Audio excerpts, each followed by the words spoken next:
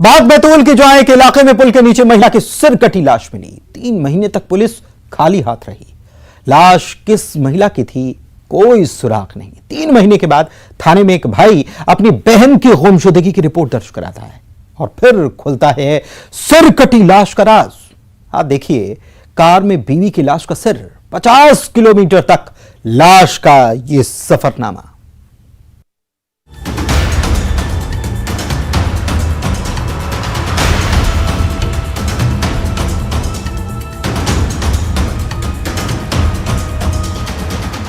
दिसंबर को एक महिला का अज्ञात शव बरामद हुआ था थाना रानीपुर क्षेत्र में। ये पूरा कपड़े में बंधी हुई एक डेड बॉडी थी महिला की, जिसका सर नहीं था, जिसके कारण इसकी शिनाख्ती में बहुत सारी परेशानियां आईं।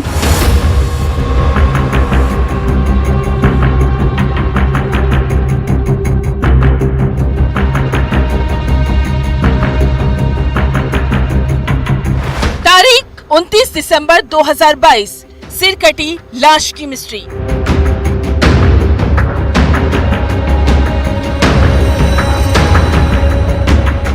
तारीख 13 मार्च 2023, महिला की गुमशुदगी की एफआईआर। 3 महीने से दफन खौफनाक राज।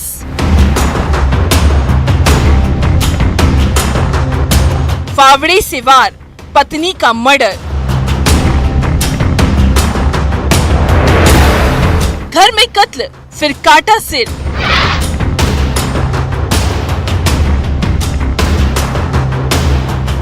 पचास किलोमीटर का सफर।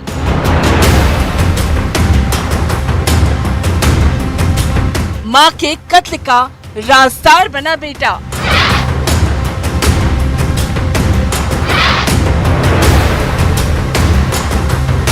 कार में बीबी की लाश का सिर।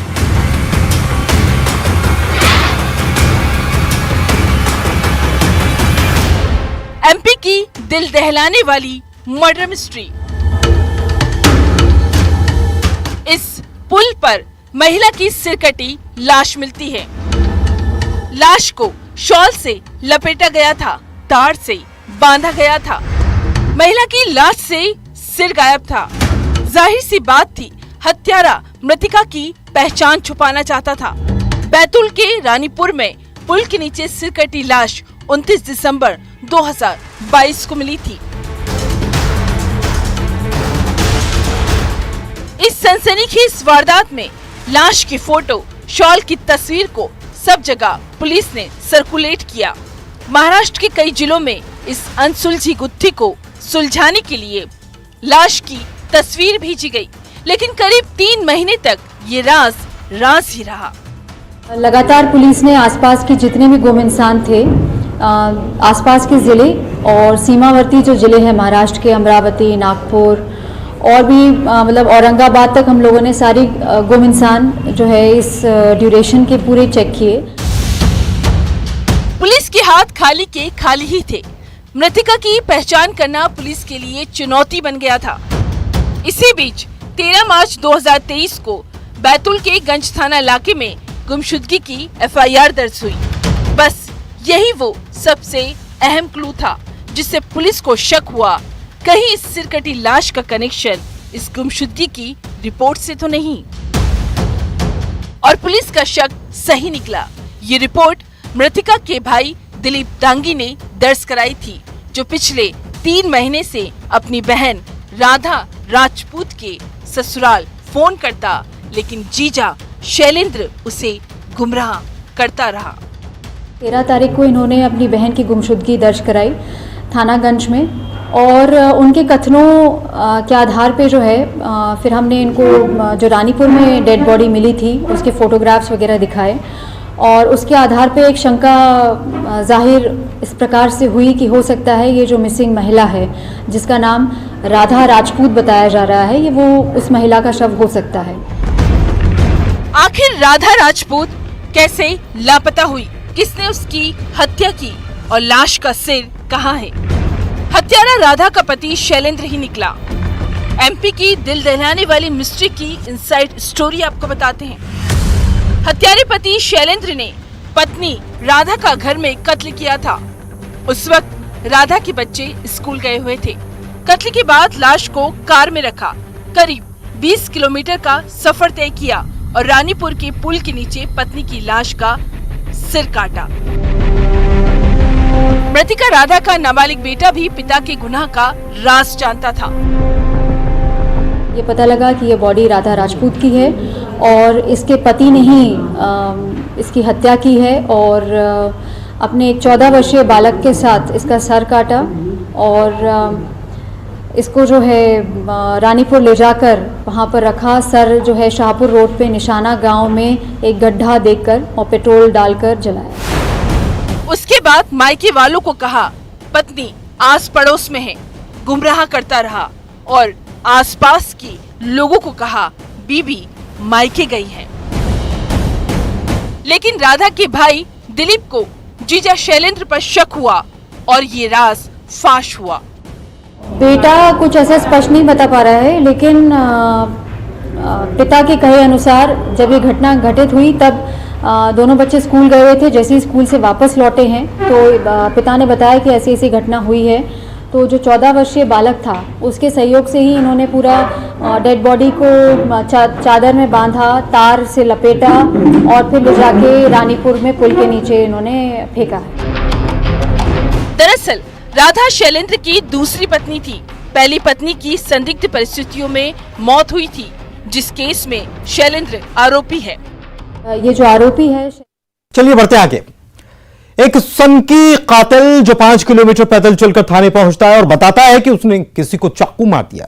उसी थाने में महिला आती है जो सनकी कातिल के बारे में कहती है, साहब मेरे पति को गिरफ्तार करो, ये मेरे बेटे का कातिल है।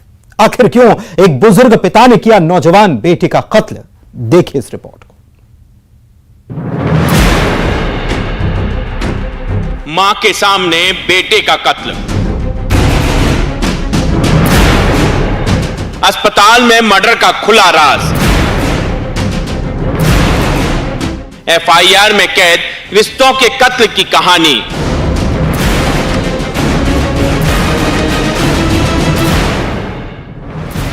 मेरे पति को गिरफ्तार करो, शक में रिश्तों का दी एंड।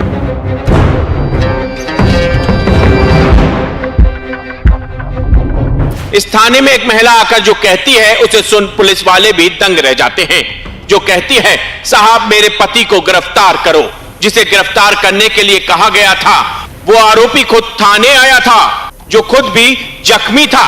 जब पुलिस उसे अस्पताल इलाज के लिए ले गई तब खुलासा हुआ जो रिपोर्ट दर्ज कराने आया था दरअसल उसने किसी का कत्ल किया था। आरोपी आया था अपनी रिपोर्ट करने के लिए। जब उसको पूरी देखा गया तो उसको हॉस्पिटल में, वो खुद भी घायल था, उसको हॉस्पिटल पहले पहुंचाया। हॉस्पिटल जाकर के देखा तो वहाँ उनका पुत्र भी था जिसको गांव के लोग लेकर आए थे। तो जाकर के पूरा मामला पता चला कि इनके द्वारा ही उनके पुत्र की हत्या कर दी गई। खरगोन के बड़वा थाने में रिश्तों के कत्ल की एफआईआर दर्ज हुई। बड़वा थाना इलाके के आगरवाड़ा गांव में जो हुआ वो दिल दहलाने वाला है। 77 साल के छतर सिंह जो घायल नजर आ रहा है, उसने अपने 40 साल के बेटे राकेश को चाकू मारकर हत्या कर दी। एक कल की घटना है। इसमें जो फैमिली डिस्प्यूट था उसमें पिता का और उसकी मां का विवाद चल रहा था। इसी दौरान पुत्र जब आया उसने जब इंटरवीन किया तो पिता ने उसको असॉल्ट किया और स्टैब किया, जिसके कारण उसकी मृत्यु हुई है। ये बहुत छोटे से पारिवारिक विवाद के कारण घटना हुई है। इसमें जो आरोपी है वो मृतक का पिता ही है, जिसको गिरफ्तार कर लिया गया है। ये सारी चीज़ें इन्वेस्टिगेशन में आएंगी। अभी तो बेसिकली जिस व्यक्ति की हत्या हुई है उसके माता पिता का ही आपसी विवाद था।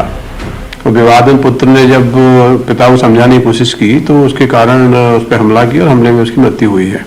और इनके फैमिली डिस्प्यूट पहले से भी चले आ रहे हैं। मुझे लगता है ओवरऑल फैमिली डिस्प्यूट के कारण ही घटना हुई। मां के सामने बेटे का कत्ल किया गया। कत्ल की वजह और वारदात कैसे हुई उसे सुन आप भी हैरत में पड़ जाएंगे। 77 साल के छतर सिंह पत्नी से विवाद कर रहा था, पत्नी पर कमेंट कर रहा था। इस कमेंट पर बेटा राकेश पिता को समझाने लगा वो क्यों मां के साथ बदतमीजी कर रहे हैं। ये बात सुन छतर सिंह तिलमिला उठा, जिसने बेटे की समझाइश पर उसे सजा दी, वो भी मौत की। छतर सिंह तकिए के नीचे चाकू रखता था, जिसने चाकू निकाला और बेटे पर वार कर दिया। घायल राकेश को अस्पताल ले जाया गया, लेकिन उसे बचाया नहीं जा सका। इनके पति छतर सिंह, जिनकी उम्र 77 वर्ष है, इनके ऊपर चरित्र का लांछन लगा रहे थे और इनके साथ मारपीट कर रहे थे। उसी समय इनका लड़का रूप सिंह उर्फ राकेश आया। उसने दोनों के बीच में सुलह करने की कोशिश की और पिता को बोला कि तुम माँ के संबंध में इस तरह की बातें क्यों कर रहे हो। तो उनको दूर किया। इतने में पिता ने आक्रोश में आकर के तकिए के नीचे चाकू रखता था उनका पिता छतर सिंह, उसने चाकू उठाया और इसके पेट में मार दिया कि तो बार बार अपनी माँ की साइड लेता है। और उसको जब उन लोगों ने आसपास सुना कि झगड़ा हो रहा है, उसको लेकर हॉस्पिटल में आया, तब तक उसकी मृत्यु हो गई थी। मर्डर के पीछे जो वजह है उसे सुन भी आप हैरान रह जाएंगे। छतर सिंह पत्नी पर शक करता था, जिस शक में उसने बीवी से विवाद किया और बेटे की जान ले ली। शक और गुस्से में तबाह हुआ एक घर। खरगोन से आशुतोष पुरोहित के साथ bureau report, news 18 Madhya Pradesh Chhattisgarh. Tour and travels कारोबारी की पत्नी की बाथरूम में फांसी पर झूलती लाश मिली। आखिर महिला ने सुसाइड क्यों किया? यकीनन ये सवाल सबके दिमाग में कौंध रहा था, लेकिन 13 दिन के बाद जब पोस्टमार्टम रिपोर्ट आई तो यह खुलासा चौंकाने वाला निकला। कारोबारी की पत्नी ने सुसाइड नहीं किया था, बल्कि उसका हुआ था कत्ल।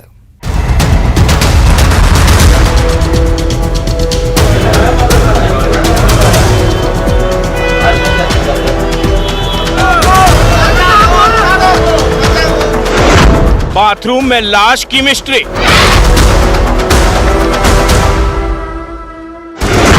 महिला की फांसी पर झूलती लाश। किसने तैयार किया फांसी का फंदा? ये सुसाइड नहीं, मर्डर है।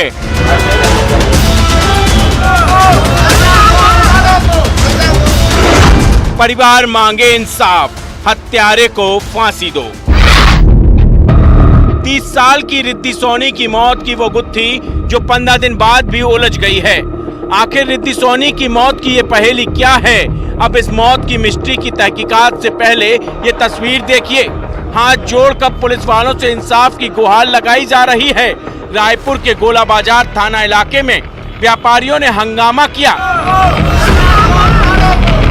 मृतिका रिद्धि सोनी के घर वाले इंसाफ मांग रहे हैं, बेटी की मौत की वजह पूछ रहे हैं। उनकी बेटी रिद्धि सोनी को किसने मारा? उसके गुनहगार का नाम पूछ रहे हैं। आखिर जांच में कहां चूक हुई, ये सवाल भी। आखिर ये सवाल क्यों उठ रहे हैं, तो इस पहेली को पहले बताते हैं। 10 मार्च को टूर एंड ट्रेवल्स कारोबारी तरुण सोनी की पत्नी रिद्धि सोनी की घर के बाथरूम में फांसी पर झूलती लाश मिली थी। आज से लगभग 15 दिवस पूर्व थाना गोल बाजार में जो एक मर्डर का प्रकरण कायम किया गया था, जिसमें एक जो युवती है उसके द्वारा जो है फांसी लगाकर आत्महत्या कर ली गई थी, ऐसा उसके परिजनों द्वारा बताया गया था। मामला संदिग्ध था। आखिर रिद्धि ने मौत को गले क्यों लगाया, ये सवाल सबके जहन में आ रहा था। दरअसल रिद्धि ने सुसाइड नहीं किया था। 13 दिन बाद पोस्टमार्टम रिपोर्ट में जो खुलासा हुआ वो चौंकाने वाला था। रिद्धि का कत्ल हुआ था, गला दबाकर उसकी हत्या की गई थी। पीएम रिपोर्ट प्राप्त हुई है, उस पे जो है पीएम रिपोर्ट में वो मामला होमिसाइडल प्रतीत हो रहा है कि गला दबाकर उसकी जो है उसे मारा गया है। तो इस पे 302 का मामला दर्ज करके इसमें आगे की जांच की जा रही है। पुलिस ने पोस्टमार्टम रिपोर्ट आने के बाद 302 का मामला दर्ज किया। अब सवाल है कि आखिर किसने रिद्धि का गला घोटा? हत्या के बाद किसने मर्डर को सुसाइड की शक्ल दी? कत्ल के पीछे वजह क्या है? क्या इस कत्ल में कोई अकेला ही व्यक्ति शामिल है? इस हत्या का राजदार कौन कौन है? वारदात के वक्त घर पर कौन मौजूद था? ऐसे कई सवाल हैं जिनकी तफ्तीश जारी है। आखिर मृतिका रिद्धि के परिवार को इंसाफ कब मिलेगा? रायपुर से युगल तिवारी के साथ bureau report, news 18 Madhya Pradesh Chhattisgarh. कत्ल की वो मिस्ट्री जिसकी वजह सुन आप भी दंग रह जाएंगे। 6 लड़के मिलकर एक लड़के को बुरी तरह से मारते हैं। जानलेवा हमले में लड़का जिंदगी की जंग हार जाता है। सिगरेट के धुएं को लेकर यह मर्डर हो गया।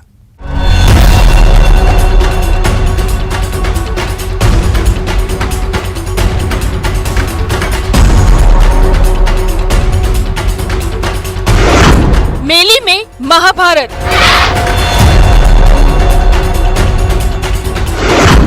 ईंट से वार, पत्थर से प्रहार, सिगरेट का धुआं, वो बनी हैवान।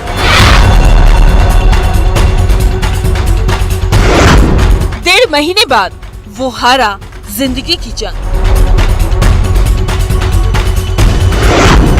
एक कश, एक कत्ल, 5 कातिल।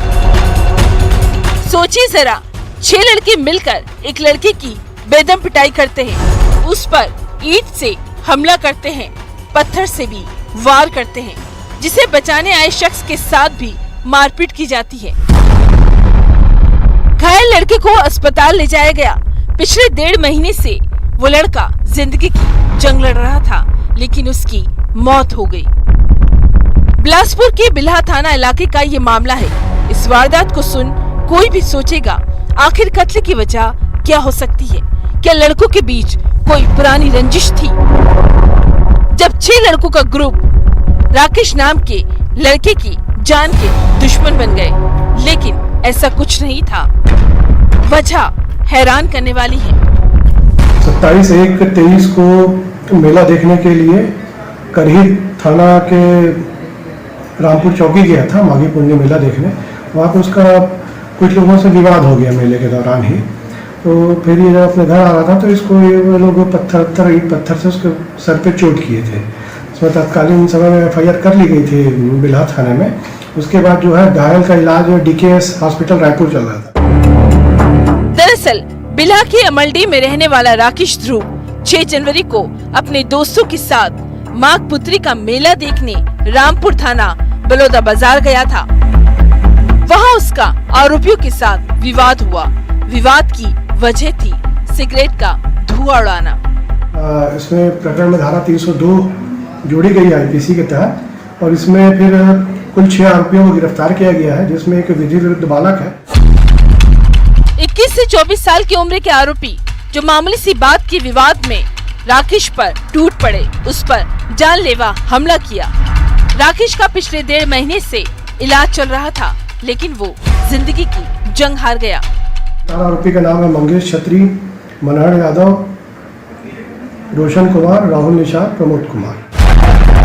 मामूली सी बात पर मर्डर की ये वारदात ये सवाल कर रही है, क्या इंसान की जान इतनी सस्ती है? बिलासपुर से विनोद कुशवाहा के साथ bureau report, news 18, Madhya Pradesh, Chhattisgarh. Mahadev online सट्टा ऐप की क्राइम फाइल में खुलासा लूट की 7 वारदात का हुआ है। जाहिर सी बात है, आप सोच रहे होंगे आखिर सट्टा और लूट का कनेक्शन है क्या? तो आप भी देखिए, सट्टे में चढ़ा लाखों का कर्ज, वो बन बैठा लुटेरा।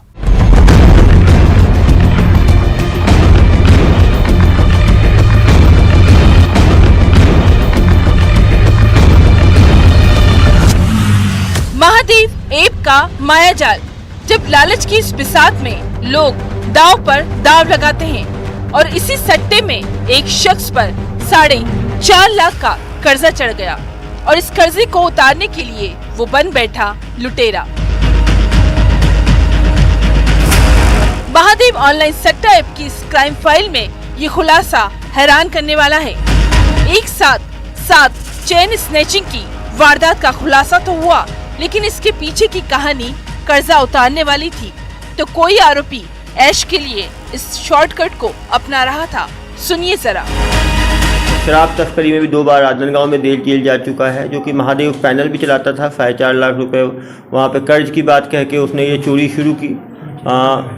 CCTV फुटेज के स्टडी करने के बाद जो 7 इवेंट्स हुए थे, उनमें एक ही तरह की बाइक दिख रही थी, उसमें अलग अलग नंबर का प्रयोग किया जा रहा था, और एक ही चेहरे के लड़का जो है वो दिख रहा था। उसकी पतासाजी की गई, वहाँ पे मोबाइल नंबर्स का एनालिसिस किया गया, उसके आधार पे मास्टरमाइंड को पकड़ा गया, और उसके पूछताछ में बाकी 3 लोग पकड़े गए। चेन स्नेचर इस गिरोह की टाइमिंग भी खास है। 2 से 4 बजे का वक्त तय होता है, सुनसान इलाका, और इनके टारगेट पर होती है महिलाएं। बस मौका मिलते ही ये वारदात को अंजाम देकर फरार हो जाते। ये पढ़े लिखे लड़के थे, एक तो रूंगटा कॉलेज में डिप्लोमा इन इंजीनियरिंग भी कर रहा था। जल्दी पैसा कमाने की चाहत में ये लोग इस चेन स्नैचिंग इंसिडेंट को करते थे। महिलाओं को टारगेट करते थे, 2 से 4 बजे के बीच में किया करते थे। सुनसान गलियों में ये जो है छीन के भाग जाया करते थे और तुरंत जाके इसको सुपेला में एक रोशन ज्वेलर्स के यहाँ 50% दाम में बेच दिया करते थे। ज्वेलर्स को समझाई दी गई है कि आगे फिर चोरी का सामान खपाने की बात आएगी तो उसके खिलाफ भी वैधानिक कार्रवाई की जाएगी। सीसीटीवी में एक जैसी बाइक का नजर आना, हालांकि नंबर प्लेट जरूर अलग थी, लेकिन आरोपी का हुलिया एक जैसा था और इन 7 वारदात का राज खुला। महादेव ऐप खेलता भी था, पैसा लगाता भी था। मोबाइल इसने तोड़ के फेंक दिया है। मोबाइल को रिकवर करने की कोशिश की जाएगी, तो मोबाइल सीज करने पे अहम जानकारियां मिलेंगी। चारों ने अपने मोबाइल फेंक दिए। कर्जे की वो कहानी, ऐश का वो शॉर्टकट, जिस गुनाह में इन्हें सलाखों के पीछे डाल दिया।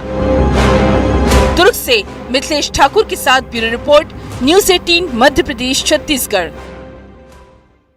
और इसी के साथ आज क्रिमिनल्स में बस इतना ही। मुझे दीजिए इजाजत और आप रखिए अपना ख्याल। नमस्कार।